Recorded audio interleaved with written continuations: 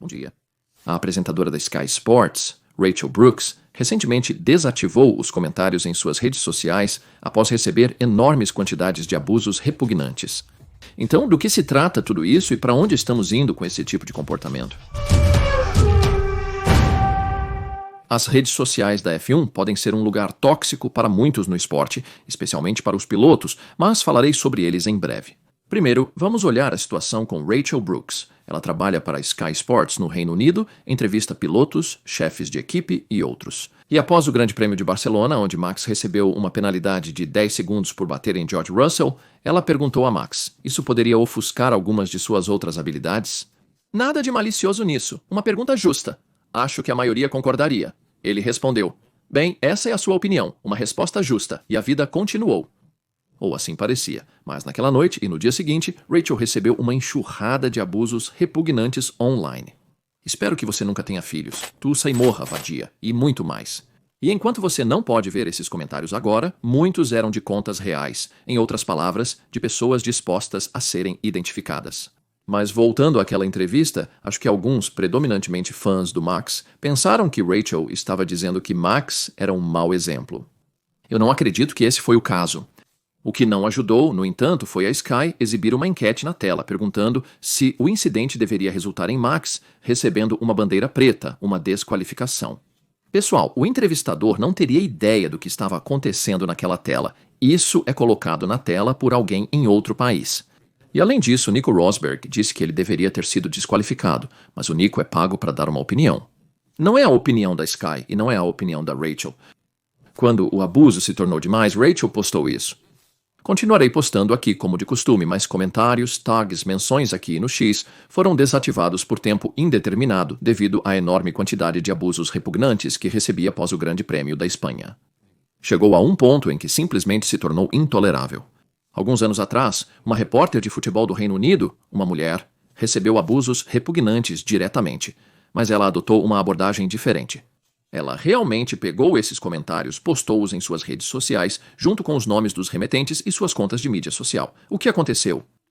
Muitas dessas pessoas acabaram implorando para ela remover a postagem. As coisas tinham dado a volta completa. E outro comentarista de televisão, Lee Mackenzie, do Channel 4, na Grã-Bretanha, também desativou recentemente os comentários em suas redes sociais após haters, e ambos os homens e mulheres fizeram comentários brutais sobre sua aparência. O que diabos leva as pessoas a fazerem esse tipo de coisa? Voltarei a isso daqui a pouco. Vamos agora olhar para os pilotos de F1, e eles têm sofrido abusos semelhantes há muito tempo. Jack Doohan, Yuki Tsunoda e Liam Lawson foram recentemente atacados e ameaçados verbalmente. No caso de Jack, fãs argentinos de Franco Colapinto direcionaram ao piloto australiano alguns abusos chocantes online e até mesmo lhe enviaram ameaças pessoais por e-mail. O abuso foi sério o suficiente para que Jack contratasse segurança em Miami e estivesse planejando para isso no Brasil.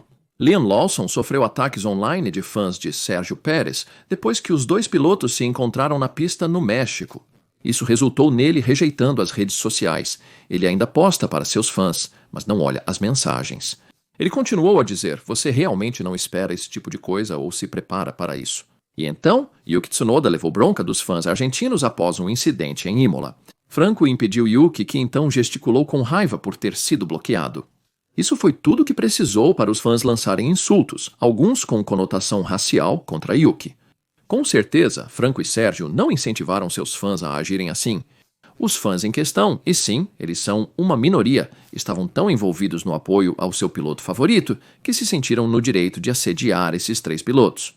E realmente, para quê? Volte para a última corrida de 2021.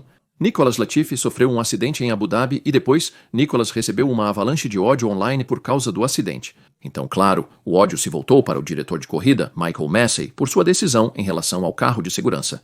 Isso veio de um subconjunto de fãs de Lewis Hamilton que não estavam apenas culpando Nicolas ou Michael pela perda de Lewis na batalha daquele ano. Eles estavam ativamente os visando com ameaças e abusos selvagens. Não é como se Nicolas pudesse desfazer o acidente ou Michael pudesse reverter a decisão. Em 2022, Lando admitiu a um jornal britânico, The Independent, que havia recebido ameaças de morte. Acredito que muitos dos pilotos mais populares também tenham recebido o mesmo, mas talvez estejam protegidos das ameaças por suas equipes, ou, se eles tomam conhecimento delas, simplesmente escolhem não mencioná-las. Então, o que o abusador ganha com isso? Muitas vezes é o desejo de atenção e uma sensação de poder. Muitos postam esses abusos de contas descartáveis para esconder sua identidade. Muitos daqueles que destilam ódio online seriam muito fracos para dizer isso na cara da pessoa. E se um piloto ou uma personalidade da F1 fosse abusada no paddock dessa maneira, posso te dizer imediatamente que o abusador seria expulso diretamente do paddock e provavelmente banido por algum período de tempo. Mas online é muito difícil expulsar um odiador. O melhor que você pode fazer é bloqueá-los, mas as coisas podem estar mudando. Recentemente, um cidadão britânico, Sebastian Bond, e 2 empresas foram condenados a pagar 300 mil libras a um casal depois que foram expostos como os operadores de um polêmico site de fofocas, Tattle Life, onde comentários abusivos sobre o casal foram postados.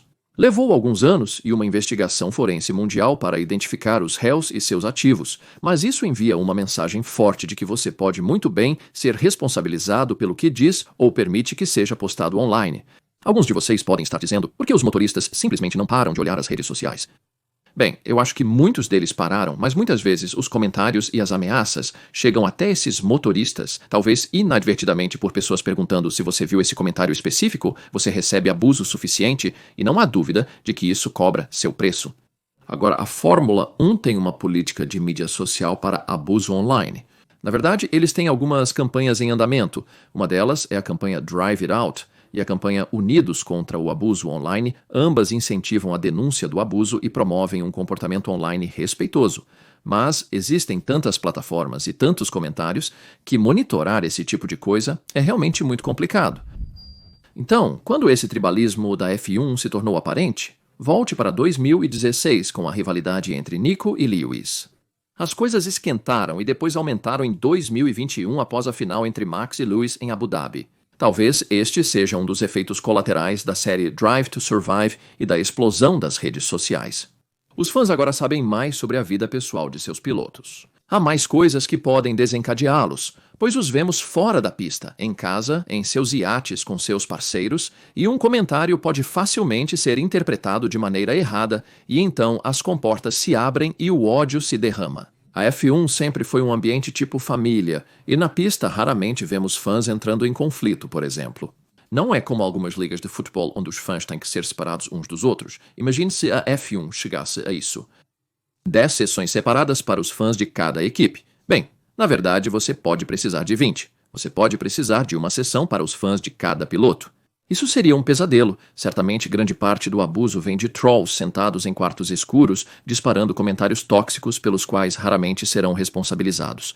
Se você voltar para a corrida em Imola e o acidente de Franco na classificação, uma conta paródia postou uma história que levou os espectadores a acreditar que o pai de Jack, Mick, estava dando uma alfinetada em Franco. Agora, essa era uma postagem falsa, mas foi relatada como genuína por vários meios de comunicação, aumentando o ódio em relação a um acampamento em atividade. No final, Jack teve que se manifestar nas redes sociais e denunciar como falso e implorar para as pessoas pararem de enviar essas mensagens abusivas para ele e sua equipe. Foi uma atitude bastante ruim. Um subproduto de todo esse ódio parece ser que os pilotos em coletivas de imprensa agora estão dizendo o mínimo possível, porque simplesmente não conseguem lidar com o ódio que surge se eles acontecem de dizer algo que causa ofensa. Vimos isso com Max Verstappen e também com Lance Stroll. Eles simplesmente não estão dispostos a correr esse risco. E para os verdadeiros fãs, isso é decepcionante porque simplesmente não conseguimos as opiniões honestas dos pilotos. Sim, existem haters por aí e, infelizmente, muitos deles. Mas, quando tudo é dito e feito, você já conheceu um hater que está se saindo melhor do que você? Antes de você ir, vou lembrá-lo que você pode encontrar meus novos chapéus de balde na loja em kimmelman.com e impressões assinadas à mão e numeradas de pessoas como Fernando Alonso, Gabriele Bartoletto, Esteban Ocon, Jackie Stewart, Patrício Award e mais uma vez na loja em kimmelman.com. Obrigado por assistir e mantenha-se apaixonado. Ele contrapõe impressões de pilotos como Fenna e